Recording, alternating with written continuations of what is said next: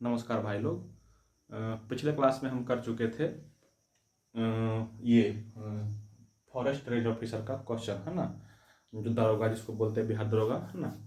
तो इसमें से 1 से 25 तक हो गया है, मतलब पार्ट 1 हो गया है। और आज करेंगे पार्ट 2, मतलब कि 26 से लेकर के 50 तक का क्वेश्चन रहेगा आज, है ना। तो आइए शुरू किया जाए। 26 से 50 तक रहेगा आज, है ना। उसमें से 26 का क्वेश्चन, हाँ 26 26 में है कि बिहार में 1857 ईस्वी की क्रांति का नेतृत्व किसने किया था, है ना। बिहार में 1857 की क्रांति का नेतृत्व किसने किया था। तो देखिए यहाँ तो आंसर जो ऑप्शन दिया हुआ उसमें हो जाएगा कुंवर सिंह। ऑप्शन के हिसाब से क्या जाएगा, कुंवर सिंह। लेकिन देखिए थोड़ा सा इसके बारे में थोड़ा सा जानकारी आपको और देना चाहेंगे हम।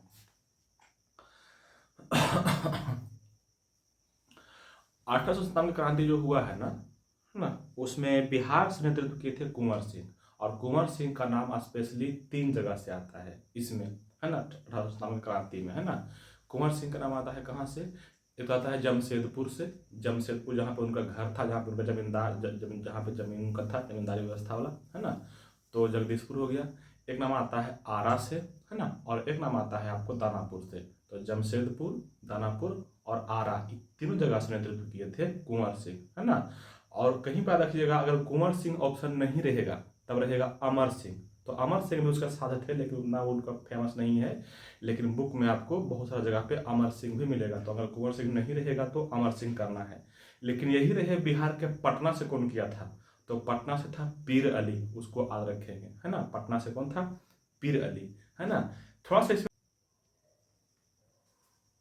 इसके बाद अगर आप बतावे आपको हम, है ना। तो देखिए 1857 क्रांति जो हुआ था ना, ये इसमें 2 डेट याद रखना है आपको, 2 डेट। एक था याद रखिएगा 29 मार्च 1857, और एक याद रखना है 10 मई 1857।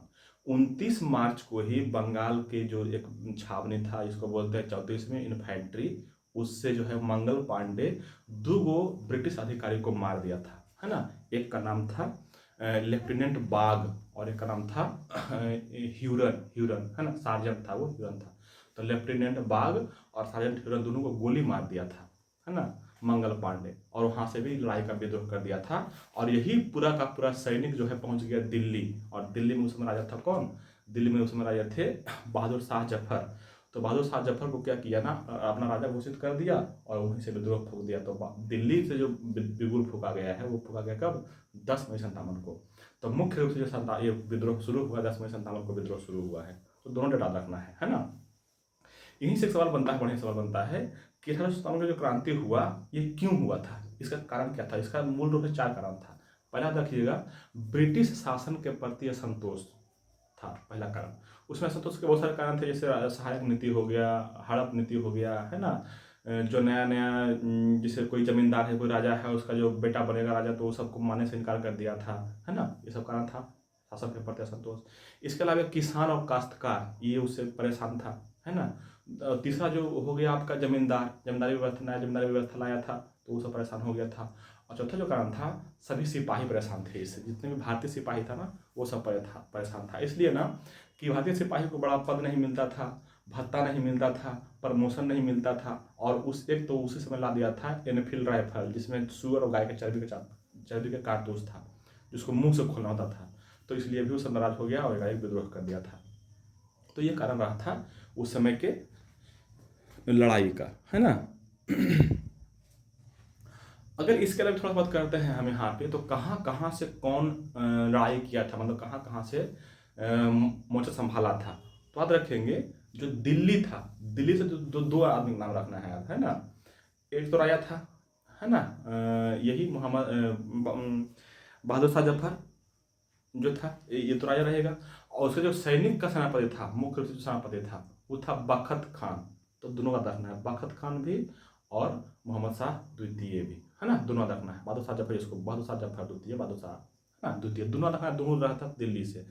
यही रहेगा। कानपुर से कौन किया था विद्रोह का नेतृत्व, तो कानपुर से रखा नाना साहब। कानपुर से कौन, नाना साहब। यही रहेगा लखनऊ से, लखनऊ से थी बेगम हजरत महल और वाजिद अली शाह, ये दोनों था लखनऊ से। बेगम हजरत महल बहुत फेमस थी, और वाहिद अली शाह भी वहीं से लड़ाई किया था, लखनऊ से, है ना। यही रहेगा पटना से कौन किया था, तो पटना से किया था मुख्य रूप से पीर अली, है ना। लेकिन यही रहेगा पूरा बिहार से, खाली सिर्फ रहेगा बिहार से, कुछ नहीं लिखा रहेगा। तो बिहार से करना है कुंवर से, क्योंकि अधिकांश जगह पे बिहार से कुंवर सिंह किए थे। कुंवर सिंह 3 जगह से स्पेशल लड़ाई किए थे। एक तो किए थे अपने क्षेत्र जहाँ पे उसका घर था जमशेदपुर से, एक किए थे दानापुर से, और एक किए थे आरा से। तो जमशेदपुर, दानापुर और आरापुर तीनों जगह से किए थे कुंवर सिंह। कुंवर सिंह का एक था उसके साथी अमर सिंह, वो भी उनके साथ थे, तो दोनों रखना है ना। तो ऐसे जगह लड़ाई होता है। एक पूछता है इलाहाबाद से, है ना। इलाहाबाद से लड़ाई किया था, वो था लियाकत अली, लियाकत अली, है ना। तो याद रखिएगा ये। एक और पूछता है, एक पूछा हुआ सवाल है आपको यहाँ से, फतेहपुर से, फतेहपुर से किया था अजीमुल्ला, है ना। तो याद रखना है ये। तो ये सब याद रखिएगा। एक पूछता है मेरठ से, मेरठ से कौन किया था, मेरठ से किया था कदम सिंह, मेरठ से कदम सिंह किया था। और जो सबसे फेमस पूछता है कि झांसी से कौन किया था, झांसी से कौन किया था, झांसी रानी लक्ष्मीबाई किए थे। और एक बार पूछता है ग्वालियर से, देखो ग्वालियर में दोनों था, झांसी रानी लक्ष्मीबाई भी थी और तात्या टोपे भी वहीं से थे, ग्वालियर से ही थे, है ना। तो ये सब जगह से याद रखिएगा कहाँ कहाँ से कौन था, लड़ाई किया था, है ना। इसके अलावा एक ऑप्शन दिया होगा आपका बिरसा मुंडा के बारे में। देखिए बिरसा मुंडा के बारे में आपको ये जानना है ना कि बिरसा मुंडा जो है झारखंड के उस समय, मतलब कि 1875 में इनका जन्म हुआ था, 1875 ईस्वी में, है ना। 15 नवंबर 1875 को जन्म हुआ था। और इसी कारण से जो है ना 15 नवंबर को मनाया जाता है जनजातीय गौरव दिवस, अभी भी मनाया जाता है ना। तो आज रखेंगे यहाँ से एक दिवस भी जनजातीय गौरव दिवस मनाया जाता है बिरसा मुंडा की जयंती पर 15 नवंबर को, है ना। और 75 में जन्मे थे और 1900 ईस्वी पूरा ईस्वी में जो है इनका देहांत हो गया था। ऐसा कहा जाता है ना कि इनको जो है ना जानबूझ के जहर दे के मार दिया गया था, है ना। इसलिए ना कि उस समय ये कर रहे थे, आंदोलन चला रहे थे जिसको बोलते उल गुलान विद्रोह। उल गुलान विद्रोह के नेता थे ये, है ना। ऐसा कहा जाता है कि उस समय जो है ब्रिटिश सरकार को, मतलब ब्रिटिश अधिकारी को इनके प्रति कोई ठोस सबूत नहीं मिल पा रहा था कि इनको फांसी सजा दिवा दे या आजीवन कारावास दिवा दे, है ना, जब जेल में बंद थे। तो इसी कारण से चाल चल दिया और जहर दिवा के मरवा दिया, है ना। हालांकि अपने आप को भगवान मानता था ये, झारखंड के लोग भगवान को मानते थे बिरसा मुंडा को। तो ऐसी ऐसी कहानियां इनके बारे में है। और एक ऑप्शन दिया आपका शरीयतुल्लाह। शरीयतुल्लाह जो है ना एक आंदोलन करवाए थे बंगाल में, है ना, जिसको बोलते हैं फराइजी आंदोलन। फराइजी आंदोलन की हुआ था बंगाल में, उसमें यही अहम योगदान दिए थे शरीयतुल्लाह। और इनके साथ एक और थे टूटू मियाँ। तो दोनों देखिएगा फराइजी आंदोलन कहाँ पे हुआ है, बंगाल में। कौन कौन,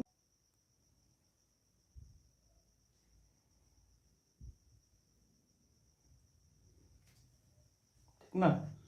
तो यहाँ से बात ये हो गया। अब बढ़ाते हैं क्वेश्चन नंबर आगे, है ना। क्वेश्चन नंबर 27 में है कि सूर्य से दूरी के अनुसार पृथ्वी और बुध ग्रह के बीच कौन सा ग्रह है ना। सूर्य से दूरी के क्रम में निकालना है ग्रह, ठीक ना, बताना है। तो सूर्य से दूरी के क्रम में ना बताते हैं आपको एक ट्रिक। उस ट्रिक से याद रखना है कि कौन कौन सा ग्रह किस स्थान पे आता है, बहुत मजेदार है। सिर्फ याद रखना है मेरे भी अर्थ मजे से सुन, याद रखना है, कहानी खत्म है। मतलब सूर्य से दूरी के अनुसार हो जाएगा, मेरे भी अर्थ मजे से सुन, ऐसे याद रखना है। देखो मेरे भी अर्थ मजे से सुन, बस हो गया, कहानी खत्म। इसमें सूर्य से दूरी के अनुसार सब क्रम वाइज है, सबसे नजदीक कौन है, उसके बाद कौन है, उसके बाद कौन है, सब जगह देखिए। मेरे से तो मरकरी, है ना, फिर से जगह वीनस, ये जगह earth, Mars, Jupiter, Saturn, Uranus, Neptune. इस तरह से सबका सब हो जाएगा आपको कहानी एक बार 1 सेकंड में, है ना। मेरे भी अर्थ मजे से सुन, मरकरी, वीनस, अर्थ, मार्स, मजे में 2 है, मार्स, जुपिटर, सैटर्न, यूरेनस और नेपच्यून। इस तरह से जगह क्या, सूर्य से दूरी में। एक और पूछता है सबसे बड़ा कौन है, उसके बाद कौन है, उसके बाद कौन है। अच्छा, इस सवाल क्या पूछा था, पृथ्वी और बुध के बीच, है ना। देखिए तो पृथ्वी और बुध के बीच बीच बीच कौन है, शुक्र, है ना, शुक्र है। तो ये हो जाएगा आंसर।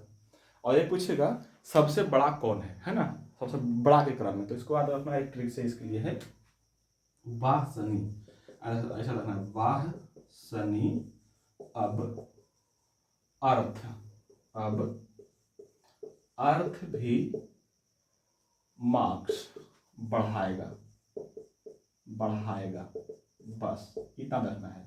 जिसे बोलते हैं ना, कोई कोई कंप्यूटर लड़का होता है उसको बोलते हैं वाह शनि अब अर्थ भी मार्क्स बढ़ाएगा, अपना अपना नंबर बढ़ाएगा, अपना मार्क्स बढ़ाएगा, है ना। इसको क्या बोलते हैं, बाह्य शनि अब अर्थ भी मार्स बढ़ाएगा। देखो ये देखो, बृहस्पति, शनि, अरुण, वरुण, अर्थ, वीनस, मार्स मतलब मंगल, बढ़ाएगा से बुध। इस तरह से रखिएगा सब। इस जगह कौन, इस जगह आकार में और इस जगह सूर्य से दूरी में, तो दोनों कम से कम रखना है। यहाँ से बढ़िया क्वेश्चन बनते रहता है बहुत तरीके से। क्वेश्चन नंबर 28 में है कि भारतीय राष्ट्रीय कांग्रेस का प्रथम अधिवेशन हुआ था, कहाँ पे हुआ था, है ना। भारतीय राष्ट्रीय कांग्रेस का अधिवेशन कहाँ पे था, ये हुआ था आपको कहाँ पे, बॉम्बे में हुआ था, बॉम्बे में, है ना। हालांकि उस समय पहले प्रस्तावित था पुणे में, लेकिन उस समय पुणे में प्लेग फैल गया था ना, तो बॉम्बे में हुआ था, है ना। बॉम्बे का ग्वालियर टैंक में हुआ था, है ना। एक संस्कृत कॉलेज था, उसी में हुआ था, तो याद रखिएगा। अच्छा, भारतीय राष्ट्रीय कांग्रेस की स्थापना कब हुआ था, 18 दिसंबर 1885 को हुआ था। 18 दिसंबर 1885 को हुआ था, है ना। और उस समय जो उसके स्थापना किए थे ए ओ ह्यूम किए थे, है ना, एलन ऑक्टेवियन ह्यूम जिसका नाम था।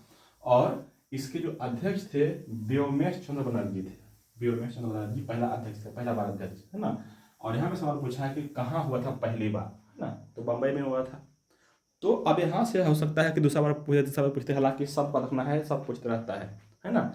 जितना भी मतलब 1885 से लेकर के 1947 तक कहाँ कहाँ पे हुआ है, और लगभग लगभग हर वर्ष हुआ है, बीच में एक दो वर्ष छोड़ के, है ना। तो हर वर्ष में रखना है किस वर्ष में कौन अध्यक्ष थे, कहाँ पे हुआ, कब हुआ, और अगर कोई विशेष उस बैठक में कोई काज हुआ तो उसको याद रखना है ना।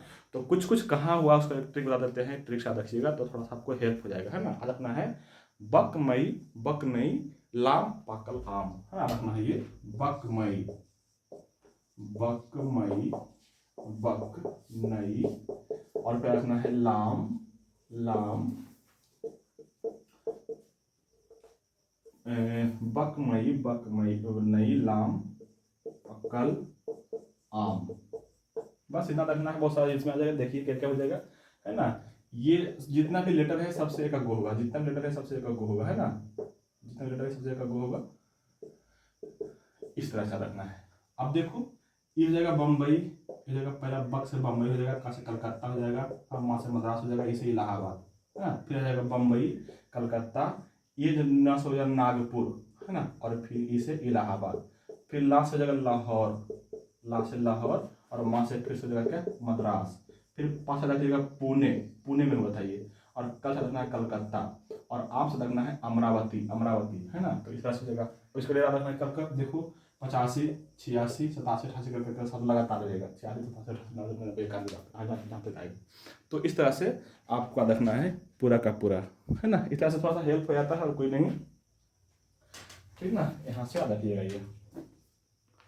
और एक क्वेश्चन है 29 नंबर में कि यदि वस्तु का घनत्व पानी के घनत्व से अधिक होगा तो वस्तु क्या होगा। तो जिसका घनत्व अधिक होता है नीचे रहता है, पानी में डूब जाएगा, वो क्या होगा, वस्तु का घनत्व बोल रहा है पानी के घनत्व से अधिक होगा। वस्तु का घनत्व पानी के घनत्व से अधिक होगा, वस्तु क्या होगा, डूब जाएगा। जिसका घनत्व ऊपर रहेगा ना, जैसे पानी से किसी वस्तु का घनत्व अधिक है तो डूब जाएगा, कम है तो तैरेगा ऊपर, तो डूब जाएगा ये। और क्वेश्चन नंबर 30 में है कि नियाग्रा जलप्रपात कहाँ है। तो कहाँ पे हो जाएगा, देखो नायग्रा जलप्रपात जो है ना सेंट लॉरेंस नदी पर है ना, सेंट लॉरेंस नदी पर है। और नायग्रा जलप्रपात जो है दो देश के बीच है ना, अमेरिका और कनाडा के बीच है ये। तो क्या हो जाएगा ये, कहाँ हो जाएगा ये, उत्तरी अमेरिका हो जाएगा, उत्तरी अमेरिका में, है ना, उत्तरी अमेरिका हो जाएगा। आप देखिएगा सेंट लॉरेंस नदी पर जो है नियाग्रा जलप्रपात है, ऐसा कहा जाता है कि सेंट लॉरेंस नदी जो है ना दुनिया का सबसे व्यस्ततम आंतरिक जलमार्ग की नदी है ना, सबसे अधिक व्यस्त रहता है ये आंतरिक जलमार्ग में, है ना। तो याद रखना है आपको। अच्छा, कुछ कुछ जलप्रपात जो है, जैसे मान भारत का कुंचिकल जलप्रपात जो है सबसे ऊंचाई पर स्थित है। भारत का कुंचिकल जलप्रपात तमिलनाडु में जो है सबसे अधिक ऊंचाई पर स्थित है। सबसे अधिक ऊंचा जलप्रपात कहाँ जो है, तो जोगियसप्पा जो है, जिसको गांधी जलप्रपात भी बोलते हैं, ये कहाँ पे है, ये जो शरावती नदी के किनारे, शरावती नदी पर से बनता है ये। और एक बार करते हैं, तो एक देखो बहुत बढ़िया फेमस जलप्रपात है एंजिल, एंजिल जलप्रपात जो है ये कहाँ पे है, ये है आपको वेनेजुएला में, वेनेजुएला में है एंजिल जलप्रपात, है ना। चुरुन नदी पर, चुरून नदी पर है ये। आधा से एक बढ़िया क्वेश्चन ये बनते रहता है ना, क्योंकि दुनिया का सबसे ऊंचा जलप्रपात है ये, हाईटेस्ट। और एक रखना है आपको यहाँ से रखिएगा, विक्टोरिया जलप्रपात। विक्टोरिया जलप्रपात जो है जाम्बेजी नदी पर है ना। गाम्बिया और जाम्बिया जो है ना सीमा बनाता है विक्टोरिया जलप्रपात। तो ये सब रखना है, बढ़िया क्वेश्चन है ये यहाँ से, ठीक है।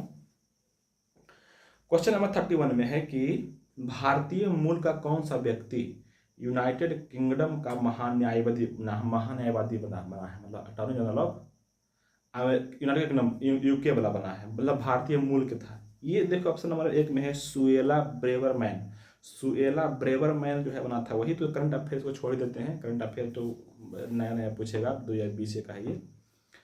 32 में है डीएनए का क्रियात्मक इकाई क्या है। देखिए 32 का जो है ना क्वेश्चन, डीएनए का क्रियात्मक इकाई, इसको जीन कहते हैं। डीएनए के क्रियात्मक इकाई होता है क्या, जीन। जीन है ना। जैसे हम बोलते हैं कि जैसे मान लो कि ये है आपका डीएनए है ना, जिसे बोलते हैं कि ये जो होता है ना,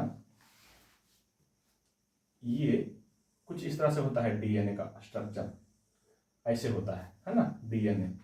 ये हो गया आपका क्या, डीएनए, जिसको बोलते हैं deoxy ribo nucleic acid. Deoxy ribo nucleic acid बोलते हैं इसको, है ना, डीऑक्सी राइबो न्यूक्लिक एसिड, है ना।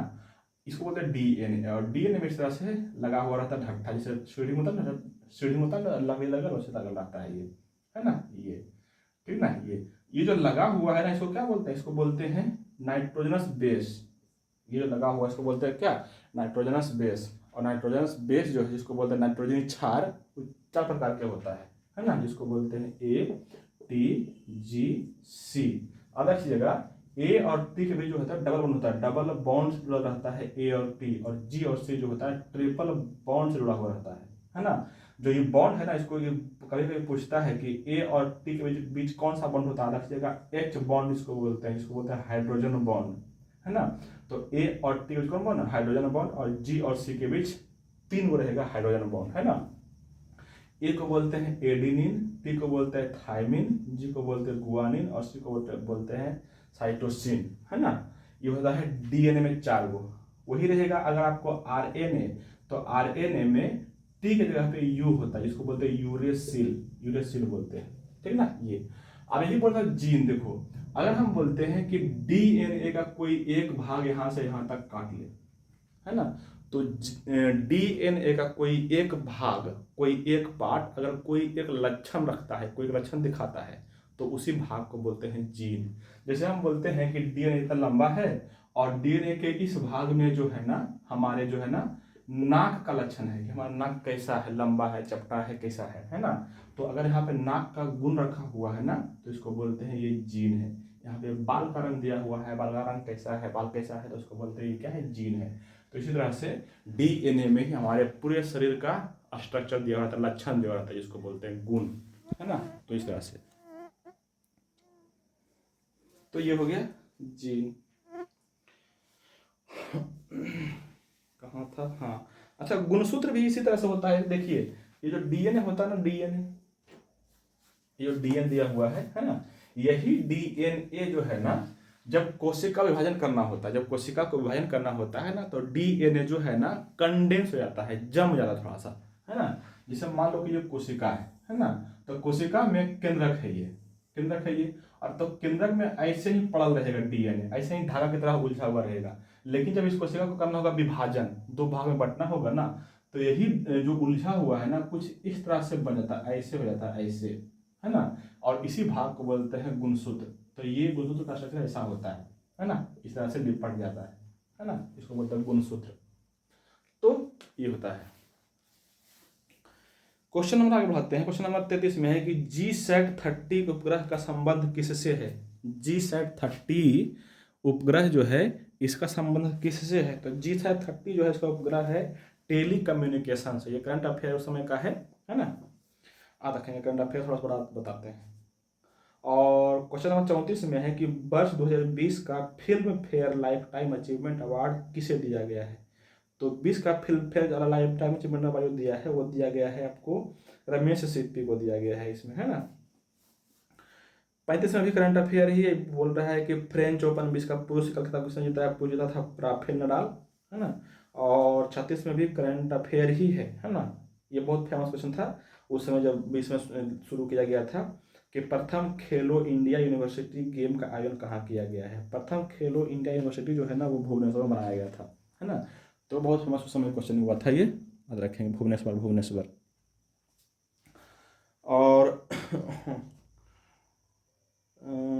37 में भी करंट अफेयर ही है। इसमें है कि प्रधानमंत्री स्वनिधि योजना का संबंध किससे है ना। जब कोरोना काल आया था तो सब खत्म हो गया था धीरे धीरे रेहड़ी पटरी वाला ना, तो उसको फिर से स्टेबल करने के लिए जो है ना लाया गया था एक योजना जिसको बोलते हैं प्रधानमंत्री स्वनिधि योजना, है ना। उसको बोलते हैं रेहड़ी पटरी। आप देखेंगे सड़क के किनारे कहीं पर कोई ठेला लगाया हुआ है, हल्का फुल्का किसी का दुकान है, तो सब धीरे धीरे बंद होकर खत्म हो गया था। उसी को फिर से स्टेबल करने के लिए योजना लाया गया था ताकि इसमें कुछ लोन वगैरह लेके फिर से शुरू कर सके। उसको बोलते थे प्रधानमंत्री स्वनिधि योजना। ये रेहड़ी पटरी वालों के लिए शुरू किया गया था। और 38 नंबर क्वेश्चन बहुत फेमस क्वेश्चन है। इसमें लिखा हुआ है बिडाल परीक्षण का संबंध किस रोग से है। बिडाल एक टेस्ट है, बिडाल परीक्षण जो होता है बिडाल टेस्ट होता है। और अगर किसी को टाइफाइड हो जाता है तो उसको करते हैं बिडाल टेस्ट। बिडाल टेस्ट से ही पता चलता है कि किसी को जो है ना टाइफाइड रोग हो गया है ना। टाइफाइड किससे होता है, बैक्टीरिया से होता है। इसको बोलते हैं साल्मोनेला टाइफी बोलते हैं। साल्मोनेला टाइफी से तो टाइफाइड होता है। इसी को बोलते हैं एक और नाम मियादी बुखार। मियादी बुखार भी इसी को कहते हैं, है ना। चलिए थोड़ा सा और आगे बढ़ाते हैं। इसमें टाइफाइड, अच्छा ये इसमें लिखा हुआ एड्स ऑप्शन नंबर 1 में। एड्स के लिए भी एक जांच होता है, इसको बोलते हैं एलिसा। एलिसा परीक्षण से एड्स का पता चलता है ना। इसका फुल फॉर्म याद रखेंगे, कहीं कहीं पे तो नहीं पूछा है लेकिन हो सकता है कहीं पे पूछ दे। 12th के में सब पढ़ना होता है आपको, है ना।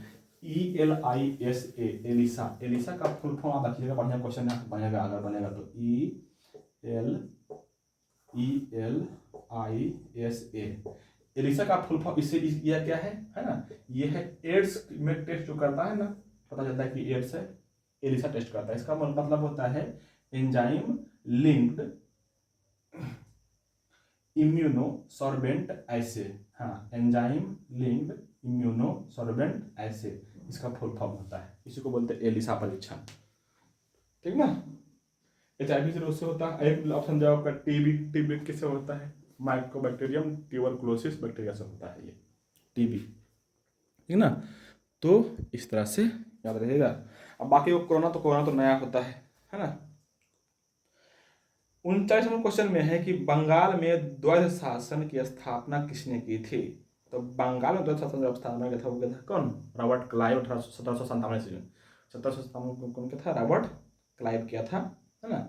और एक ऑप्शन दिया हुआ मुनरो, है ना। मुनरो जो है ना लाया था भारत में रैयतवाड़ी व्यवस्था, इसका बताया जाता है। टॉमस मुनरो जो है लाया था भारत में रैयतवाड़ी व्यवस्था। सवाल यहाँ से बनता है कि रैयतवाड़ी व्यवस्था कहाँ कहाँ लागू किया गया था। देखिएगा मद्रास, असम और बम्बई में लागू किया गया था रैयतवाड़ी व्यवस्था, है ना, याद रखेंगे।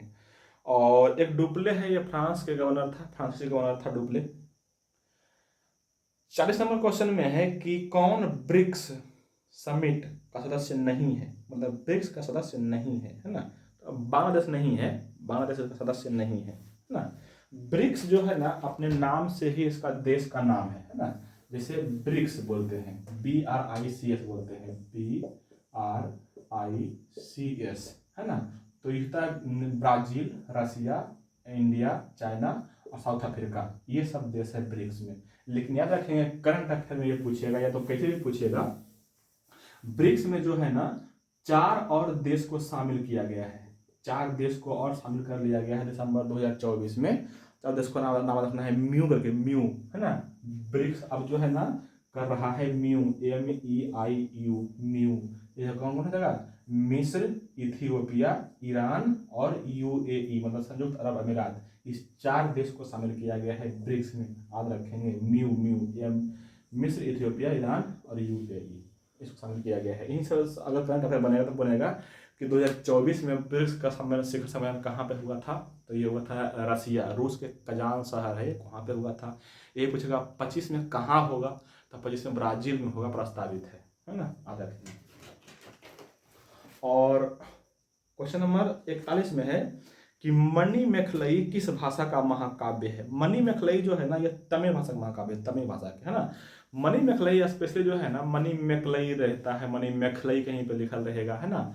तो मणिमेखलई जो है ना स्पेशली एक प्रेम ग्रंथ है ना। इसमें जो है ना मणिमेखलई नाम के वो लड़की रहती है और उदय कुमार नाम के एक लड़का रहता है जो इसको मणिमेखलई से उसको प्यार हो जाता है ना। हालांकि इसका कहानी यही है कि उसके प्यार में क्या क्या होता है। हालांकि मणिमेखलई लड़की जो है बहुत साफ सुथरी छवि की लड़की, बहुत सुंदर लड़की रहती है ना। जो इस सब बंधन में बंधना नहीं चाहती है, उसको फिर अंतिम में ही इसका रिजल्ट निकलता है कि उसको छोड़ छाड़ के चल जाती है, अपना बौद्ध धर्म अपना लेती है। तो इसमें बौद्ध धर्म का भी इंक्लूजन है। तो आज रखेंगे ये सब कहानी, तो तमिल का ये है ना, यह स्टोरी। चलिए, अच्छा इसका लेखक अगर कहीं पूछ जाए तो इसका लेखक होता है सतनाय सतनार करके है, सतनाई सतनार करके इसका लेखक है ना, मणिमेखलई के। और क्वेश्चन नंबर 42 में है कि अमीबा भोजन का अंतर्ग्रहण किसके द्वारा करता है, किसके द्वारा करता है। तो देखिए इसमें ऑप्शन दे नंबर दिया डी में कूटपाद, है ना। कूटपाद के द्वारा करता है भोजन का अंतर्ग्रहण, परिवहन है, केंद्र स्थानीय है। कूटपाद कुछ नहीं होता है, देखो कूटपाद जो है ना बना लेता है अपने आप। अमीबा का स्ट्रक्चर पता है आपको कि इसका स्ट्रक्चर जो है कोई स्पेशल डिफाइन नहीं होता कैसा किस आकार का होगा, है ना। क्योंकि जिस आकार का इसको बनना होगा खुद से बन जाएगा, है ना। जैसे देखो अगर मान लो कि अमीबा यहाँ पे है, इस तरह से अमीबा है ना, और इसका भोजन यहाँ पे आ गया भोजन, तो क्या करेगा ना, इस वाले क्षेत्र को जो है अपने आप इस तरह से फोल्ड कर लेगा और इसको अंदर कर लेगा, ये खत्म हो जाएगा धीरे धीरे ऐसे करके, है ना। तो इसको क्या कर लेगा, अंदर कर लेगा और ये भाग आ जाएगा धीरे धीरे, कहाँ पे, अंदर आ जाएगा, शरीर के अंदर आ गया, ये शरीर के अंदर आ गया, है ना। अब शरीर के अंदर आ गया तो शरीर के अंदर आ गया तो शरीर जो इसका भोजन है इसके साथ कुछ पानी भी आएगा जो कि समुद्र में रहता है ये, है ना। इसी क्षेत्र को बोलते हैं अमीबा में भोजन रसधानी।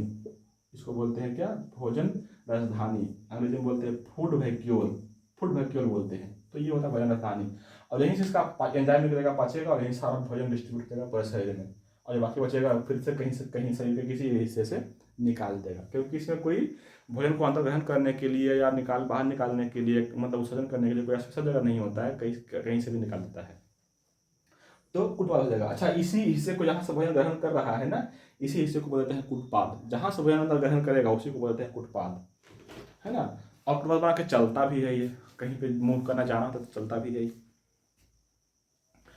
क्वेश्चन नंबर 43 में है कि बांग्लादेश से लगने वाला भारत का सबसे बड़ा राज्य कौन है ना। बांग्लादेश से सबसे बड़ा राज्य जो है लगता है कौन, तो इसका आंसर जो होगा वो होगा पश्चिम बंगाल, है ना। पश्चिम बंगाल सबसे बड़ा राज्य लगता है। और बांग्लादेश से राज्य कौन कौन लगता है तो थोड़ा सा याद रखिएगा ट्रिक से, इस तरह से, है ना। रखना है आपको एक ट्रिक, बंगले में अमित्र, है ना। इससे जो है थोड़ा थोड़ा अंदाज आएगा आपको। रखना है क्या, बंगले में अमित्र, ऐसा रखना, बंगले में अमित्र, मतलब कि बांग्लादेश से कौन कौन सा राज्य लग रहा है। तो देखो क्या, पश्चिम बंगाल, मेघालय में से मेघालय, असम, मिजोरम, त्रिपुरा, ये सब राज्य जो है लगता है। पता होगा आपको 4096 किलोमीटर डिस्टेंस जो है ना भारत का सीमा जो है बांग्लादेश से लगता है ना, इस तरह से। तो ये हो गया बांग्लादेश का कहानी। अब थोड़ा सा पढ़ते हैं आगे। 44 नंबर में है कि भारत की आर्थिक राजधानी किसे कहा जाता है। बहुत इजी क्वेश्चन है। भारत की आर्थिक राजधानी किसको बोलते हैं, मुंबई को। राजधानी जो होता है 3 तरह के होता है। एक होता है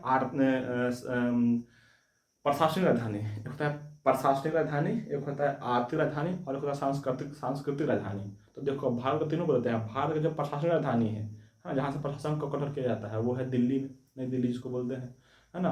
अगर पूछेगा आर्थिक, जो इसमें पूछा हुआ है, तो हो जाएगा मुंबई में। और यही पूछेगा अगर सांस्कृतिक राजधानी, तो हो जाता है कलकत्ता है। कलकत्ता है इसका सांस्कृतिक राजधानी भारत के। और फिर 45 में है कि कपास के उत्पादन में सर्वाधिक उपयुक्त मिट्टी कौन सी होती है ना। तो कपास के उत्पादन में सर्वाधिक जो उपयुक्त मिट्टी होता है वो होता है काली मिट्टी, है ना। काली मिट्टी को बोलते हैं रेगुर मिट्टी भी कहते हैं काली मिट्टी को, है ना। और थोड़ा बात करते हैं इसके बारे में। तो कपास जो है अच्छा इसके बाद थोड़ा देखिएगा, कपास जो होता है किस किस क्षेत्र में होता है, या बोलते हैं किस कटिबंध में होता है। तो देखिएगा कपास जो है उष्ण कटिबंध में भी होता है और उपोष्ण कटिबंध में भी होता है, दोनों में होता है। जिस तरह से चाय होता है, चाय भी दोनों में होता है, उष्ण में भी और उपोष्ण में भी, याद रखिएगा। कपास के लिए सबसे प्रयुक्त जो मिट्टी है, सबसे उपयुक्त जो मिट्टी है वो है काली मिट्टी, जिसको रेगुलर मिट्टी कहते हैं, है ना। कपास के लिए जो है ना तापमान कितना चाहिए, वो चाहिए 21 डिग्री सेल्सियस से लेकर के 30 डिग्री सेल्सियस के ताप में ये अच्छा होता है कपास। और वर्षा इसको चाहिए 50 से 75 सेंटीमीटर वर्षा चाहिए इसको, है ना। और क्या बोलते हैं इसके बारे में, हाँ, कपास के जो सबसे फेमस इसका नाम है, वो नाम है, इसको बोलते हैं सफेद सोना, है ना। सफेद सोना बोलते हैं इसको, कपास को। और अगर पूछे सवाल कि भारत में सबसे अधिक कपास कहाँ पे होता है, तो ये होता है महाराष्ट्र में। फिलहाल में महाराष्ट्र में सबसे अधिक कपास की खेती होती है ना। और रखिएगा कपास जो है ना, कपास का कुछ किस्म है कि कौन कौन सा होता है, रखिएगा। देसी जो है ना कपास का किस्म है। एक होता है श्यामली, एक होता है सुजाता, है ना। ये सब जो है कपास का किस्म है, किस्म याद रखना है। और कहाँ एक ऑप्शन दिया हुआ है, वही दोमट मिट्टी में चाय बढ़िया होता है। और एक है खादर मिट्टी। खादर मिट्टी जो होता है ना, जलोढ़ मिट्टी जो होता है, जो नदी के किनारे कहीं बाढ़, मतलब नदी के किनारे हो गया, उसको बोला जलोढ़ मिट्टी। सबसे अधिक उपजाऊ मिट्टी होता है जलोढ़ मिट्टी, है ना। जलोढ़ मिट्टी जो नया होता है, जिसमें अधिक उपजाऊ होता है, उसको बोलते हैं खादर। जो पुराना हो जाता है उसको बोलते हैं बांगर। और रखेंगे क्वेश्चन नंबर 46 में है कि प्रोटीन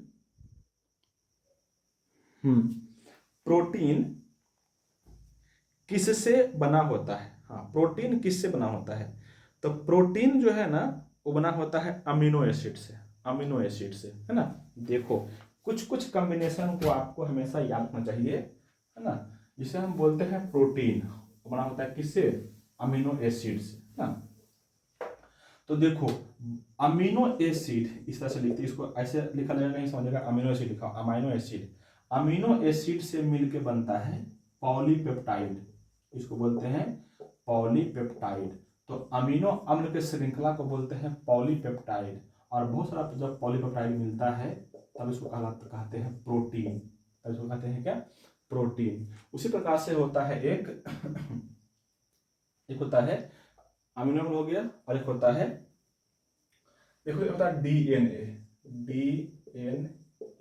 है ना। डीएनए में क्या होता है, इसमें होता है न्यूक्लिक एसिड, ऐसे लिखे समझिएगा, न्यूक्लिक एसिड से बना होता है डीएनए, है ना। और डीएनए और न्यूक्लिक एसिड के जैसे बहुत सारा अमीनो अम्ल में क्या बना, पॉलीपेप्टाइड।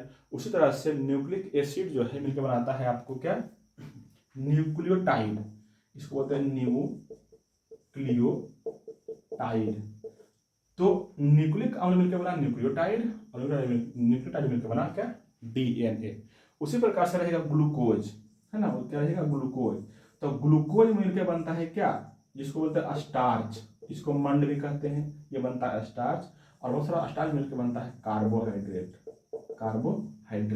तो इस तरह से श्रृंखला होती है, सबको थोड़ा याद रखेंगे तो जिंदगी आसान और बेहतर हो जाएगा, है ना। चलिए, और अब जो है क्वेश्चन नंबर, हाँ, 47 क्वेश्चन नंबर में है कि भारत में खेल उत्कृष्टता के लिए सर्वोच्च पुरस्कार है, मतलब कि खेल उत्कृष्टता के लिए सर्वोच्च पुरस्कार कौन है। तो इसमें आंसर हो जाएगा राजीव गांधी खेल रत्न, है ना। देखो ये 20 वाला ही क्वेश्चन है ना। अगर 21 वाला था तो ये ऑप्शन नहीं रहता राजीव गांधी, इसलिए ना कि राजीव गांधी खेल रत्न का नाम बदल दिया गया है 2021 में। इसका नाम कर दिया गया है मेजर ध्यानचंद खेल रत्न पुरस्कार कर दिया गया है। तो 21 में इसका नाम बदल गया है ना। हालांकि करंट अफेयर पूछेगा इसमें से। तो मेजर ध्यानचंद खेल अवार्ड जो मिला है इस वर्ष जो है ना, वो 5 लोगों को दिया गया है ना, 5 लोगों को दिया गया है।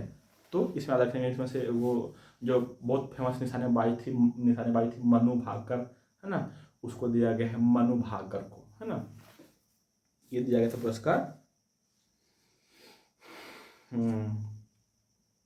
चलिए आगे बढ़ाते हैं थोड़ा सा, और कहाँ गया, हाँ, क्वेश्चन नंबर 48 में है कि कपास किस कुल से संबंधित है। कपास जो है ना, कभी आप अगर रट्टा मारे होंगे लुसेंट, है ना, तो कपास में लुसेंट में कुल दिया हुआ होता है मालवेसी, और मालवेसी में 3 गो होता है, कपास, भिंडी, गुड़हल। बहुत फेमस क्वेश्चन है। अगर रट्टा मारेगा तो बहुत, हमको तो बहुत मतलब शुरुआती से याद है क्वेश्चन, है ना। तो मालवेसी में होता है कपास, भिंडी, गुड़हल, ये तीनों होता है। तो मालवेसी हो जाएगा इसका आंसर। लेग्यूमिनेसी जो होता है, जितने भी दलहनी पौधा होता है, जितने भी दलहनी होता है फसल, वो सब लेग्यूमिनेसी में आता है ना। याद रखेंगे। 49वां क्वेश्चन में है कि चेरनोबिल विनाशकारी परमाणु घटना 26 अप्रैल 1986 को हुई थी। चेरनोबिल परमाणु पावर प्लांट किस देश में है? बहुत फेमस क्वेश्चन है, बहुत बार पूछा हुआ क्वेश्चन है, अगला बार पूछा क्वेश्चन है। ये यूक्रेन का परमाणु शोध संस्थान है यहाँ पे चेरनोबिल में। और अभी हाल ही में परमाणु रिएक्टर शोध संस्थान है ना। और हाल ही में जो रसिया यूक्रेन जंग लड़ाई चल रहा है ना, उसमें फिर से यूक्रेन बोला है कि रूस जो है ना हमारा चेरनोबिल प्लांट को जो है ना बर्बाद कर रहा है, उस परमाणु अटैक कर रहा है ना। तो ये सब आरोप लगाया जा रहा है, पता नहीं सही गलत क्या है, तो युद्ध तो चल ही रहा है। एक ऑप्शन दिया क्वेश्चन नंबर, अच्छा क्वेश्चन नंबर दिया 50 में है कि नाभिकीय औषधीय तथा संबंध विज्ञान संस्थान कहाँ है? देखो, नाभिकीय औषधीय रहेगा, नाभिकीय औषधीय रहेगा ना तो करना है आपको दिल्ली नहीं दिल्ली, हाँ ये है। नाभिकीय औषधि रहेगा तो कहाँ करना है? दिल्ली करना है, दिल्ली में, है ना। देखिए दिल्ली में बहुत सारे शोध संस्थान है, दिल्ली में बहुत सारे शोध संस्थान है। देखो जैसे क्या क्या है उसमें, दिल्ली में नाभिकीय शोध संस्थान होगी। अच्छा याद रखिएगा, सिर्फ औषधि शोध संस्थान रहेगा, यहाँ पे लिखा हुआ नाभिकीय शोध संस्थान, सिर्फ औषधि रहेगा तो उसको लखनऊ में याद रखिएगा, सिर्फ औषधि रहेगा तो लखनऊ में, है ना। अच्छा दिल्ली में और क्या क्या है? तो दिल्ली में और थोड़ा बता देते हैं। दिल्ली में हो गया आपको NH, जिसको बोलते हैं नेशनल हाईवे शोध संस्थान वहाँ पे है, कृषि शोध संस्थान वहाँ पे है, राष्ट्रीय ट्रैक्टर शोध संस्थान वहाँ पे है, मौसम शोध संस्थान वहाँ पे है ना। और एक और है राष्ट्रीय प्रतिरोधकता शोध संस्थान। ये सब जितना भी शोध संस्थान बोले हैं सब दिल्ली में है, ये सब, है ना। हैदराबाद में भी है ना। और पुणे मुंबई सब में तो है, ये है, ठीक ना। तो इस तरह से आपका क्वेश्चन ये सब था, 25 से करके 50 तक में। और भी कर सकते हैं, नहीं छोड़ देता, आज के लिए इतना ही करेंगे, बाकी करेंगे बाद में। अब 50 से 100 तक कर देंगे एक ही वीडियो में, पार्ट 2 में कर देंगे।